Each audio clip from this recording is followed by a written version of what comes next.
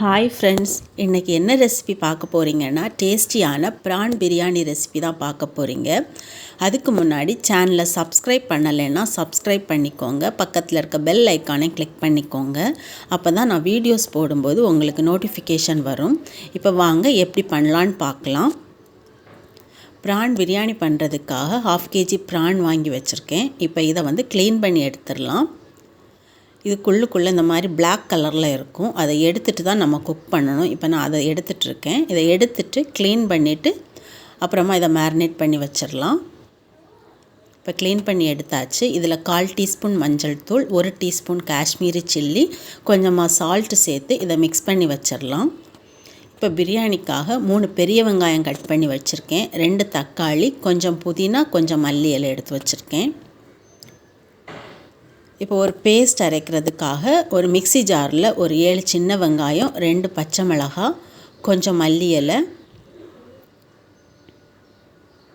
கொஞ்சம் புதினா, இதை நல்ல பேஸ்ட்டை அரைச்சி எடுத்துக்கலாம். உங்களுக்கு காரம் ஜாஸ்தி வேணும்னா நீங்கள் 2 பச்சை மிளகாய் எக்ஸ்ட்ராவாக சேர்த்துக்கோங்க. இந்த மாதிரி பேஸ்ட்டை அரைச்சி எடுத்துக்கலாம். இப்போ பிரியாணிக்காக 2 கப் பாஸ்மதி அரிசி எடுத்து இதை நான் வாஷ் பண்ணி ஒரு 1/2 hour ஊற வைக்க போகிறேன். இப்போ பிரியாணி பண்ண ஸ்டார்ட் பண்ணலாம். ஒரு பேனில் ஆயில் ஊற்றியிருக்கேன். ஆயில் கூட 2 டீஸ்பூன் கீ ஆட் பண்ணுறேன். இதில் ஒரு துண்டு பட்டையை உடைச்சி சேர்த்துருக்கேன். நட்சத்திர சோம்பு, 3 கிராம்பு, 3 ஏலக்காய், ஒரு பே லீஃப் சேர்த்துருக்கேன். அப்புறமா 3 பெரிய வெங்காயமும் கொஞ்சமாக சால்ட்டும் சேர்த்து இதை நல்லா வதக்கி விட்டுடலாம். இந்த வெங்காயம் கோல்டன் ப்ரௌனாக வரணும். எல்லாமே சிம்மில் வச்சு தான் பண்ணணும். அப்போ தான் பிரியாணி நல்லா டேஸ்ட்டாக இருக்கும். இந்த மாதிரி வந்ததும் இதில் அரைச்சி வச்சுருக்க அந்த வெங்காய பேஸ்ட்டை சேர்த்துடலாம். இதோட பச்சை வாசனை போகிற வரைக்கும் வதக்கி விட்டுடலாம். இப்போ இதில் 2.5 டேபிள் ஸ்பூன் இஞ்சி பூண்டு பேஸ்ட் ஆட் பண்ணுறேன்.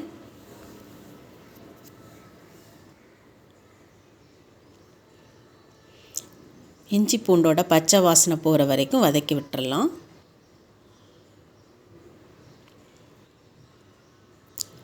இப்போ இதில் 2 தக்காளி கட் பண்ணி வச்சுருக்கதை ஆட் பண்ணுறேன். தக்காளியும் நல்லா வதக்கி விட்டுறலாம்.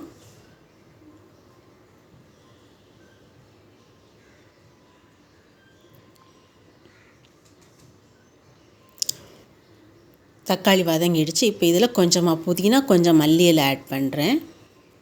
இதையும் நல்லா வதக்கி விட்டுறலாம். எல்லாமே நல்லா வதங்கிடுச்சு. இப்போ இதில் மசாலா ஆட் பண்ணலாம். 1/4 டீஸ்பூன் மஞ்சள் தூள்,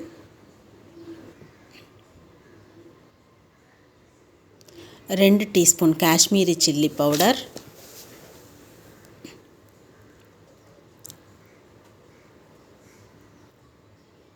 1 டீஸ்பூன் மல்லித்தூள்,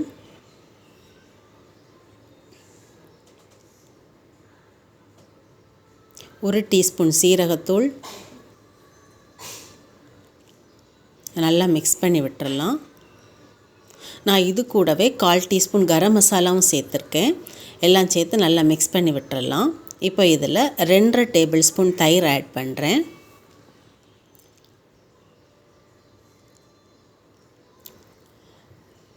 நல்லா மிக்ஸ் பண்ணிவிட்டு அடி பிடிச்சிருக்கதெல்லாம் கொஞ்சம் இலக்கி விட்டுடலாம். இப்போ இதில் மேரினேட் பண்ணி வச்சுருக்க ப்ரானை ஆட் பண்ணுறேன்.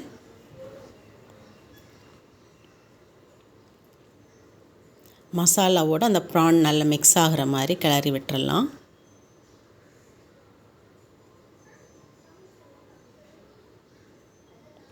கொஞ்சமாக சால்ட் ஆட் பண்ணுறேன்.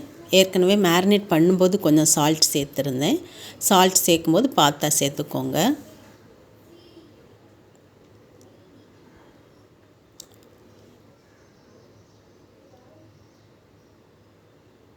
இப்போ இதை மூடி வச்சுட்டு மீடியம் ஃப்ளேமில் ஒரு 10 minutes குக் பண்ணலாம். 10 minutes கழித்து ஆயில் எல்லாம் தனியாக பிரிஞ்சு வந்திருக்கு. ப்ரானும் ஓரளவுக்கு குக் ஆகிடுச்சு. ஃபுல்லாக குக் ஆகலை, ஓரளவுக்கு குக் ஆகிடுச்சு. இப்போ இதில் நான் பிரியாணிக்கு தேவையான தண்ணி ஆட் பண்ணுறேன். 2 கப் அரிசி எடுத்துருக்கிறதுனால நான் 4 கப் தண்ணி ஆட் பண்ணுறேன். உப்பு காரம் எல்லாம் கரெக்டாக இருக்கான்னு பார்த்துக்கோங்க. உப்பு கொஞ்சம் தண்ணியில் ஜாஸ்தி இருக்கணும், அப்போ தான் ரைஸ் போட்டு குக் ஆகும்போது கரெக்டாக இருக்கும். இப்போ இந்த தண்ணி கொதிச்சதுக்கப்புறம் அரிசி சேர்த்துக்கலாம். இப்போ தண்ணி கொதிச்சிருச்சு. இப்போ இதில் பாஸ்மதி அரிசியை சேர்த்துக்கலாம். ஊற வச்சுருக்க பாஸ்மதி அரிசியை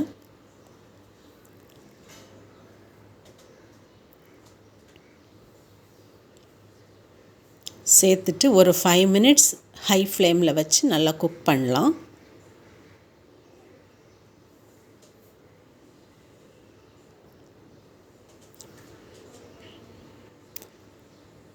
மூடி வச்சு ஒரு 5 மினிட்ஸ் குக் பண்ணிவிட்டு அப்புறமா இதை ஓப்பன் பண்ணிவிட்டு கொஞ்சமாக கீ ஆட் பண்ணலாம். இப்போ பாருங்கள் தண்ணியெல்லாம் கொஞ்சம் வற்றிடுச்சு.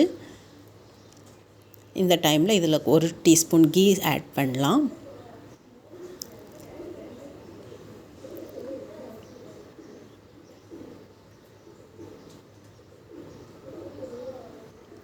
ஒரு டீஸ்பூன் கீ சேர்த்துட்டு மூடி வச்சு சிம்மில் வச்சு இது ஃபுல்லாக குக் ஆகிற வரைக்கும் குக் பண்ணி எடுத்துடலாம். பாருங்கள் தண்ணி எல்லாம் வற்றிடுச்சு, ரைஸும் நல்லா குக் ஆகிடுச்சு. இப்போ ஸ்டவ் ஆஃப் பண்ணிவிட்டு இதில் மேலே கொஞ்சமாக மல்லி இலை சேர்த்துட்டு ஒரு 10 மினிட்ஸ் மூடி வச்சுட்டு அப்புறமா சர்வ் பண்ணலாம்.